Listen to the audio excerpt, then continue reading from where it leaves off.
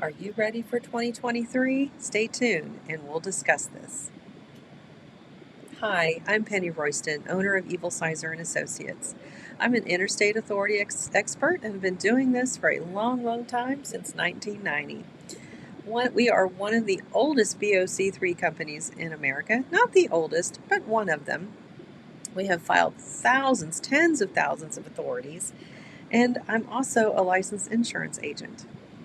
So here's some things that I wanted to go over with you about being prepared for 2023.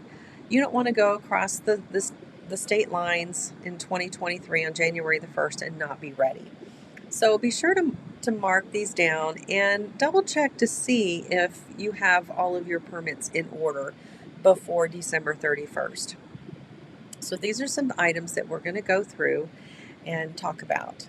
So UCR, this is the Unified Carrier Registration. It's required for all brokers, carriers, leasing companies, freight forwarders, and it's based on the number of vehicles in your fleet.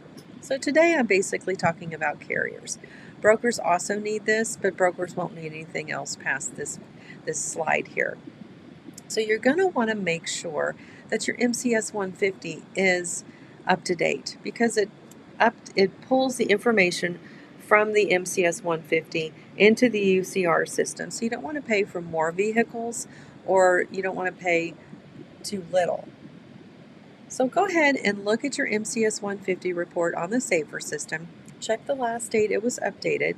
It should be updated every 2 years, but it's not every 2 years from the date that you applied. So look at the last digit, that'll be the month, and then the next to the last digit will be the year, and that will indicate what time you need to update the MCS 150.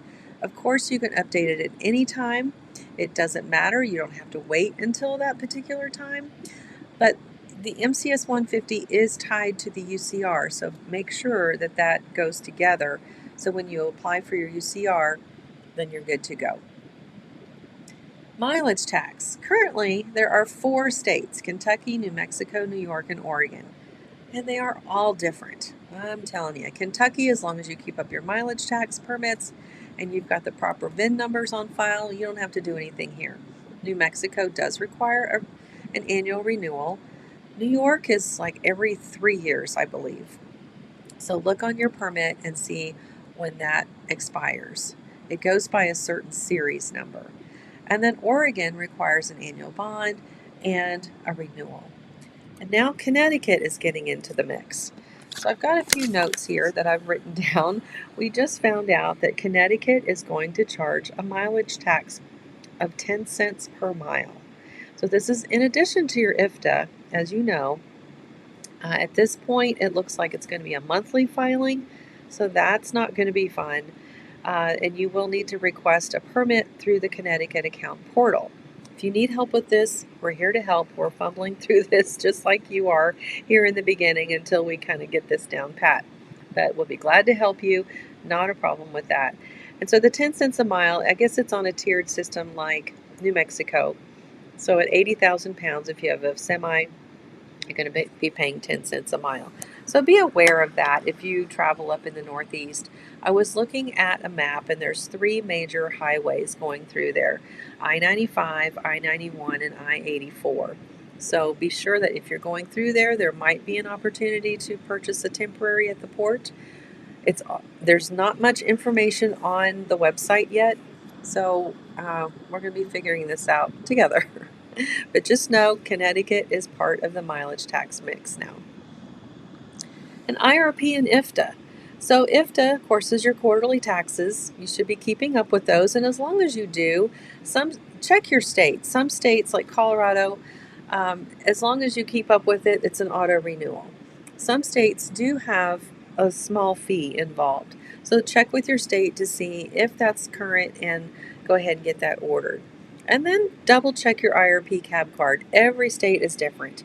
Some states, they expire this month. Some will be in March. Some, just go ahead and look at that expiration date. It's a good time to do that. And because you don't want to be left out in the cold and stuck at a port and things are expired. So take some time Even if it's 10 minutes, a half an hour, just take some time this month or today would be great to go through your permit book and make sure everything is up to date. And if you need assistance, please reach out. We are here to help you. You can find us at evilsizor.co, but we're here to help. And I'm going to go ahead and link below a permit checklist. I'm going to have to update it with that, not Kentucky, but Connecticut. And if you have any questions, feel free to reach out. We're here to help. Thanks so much and Happy New Year.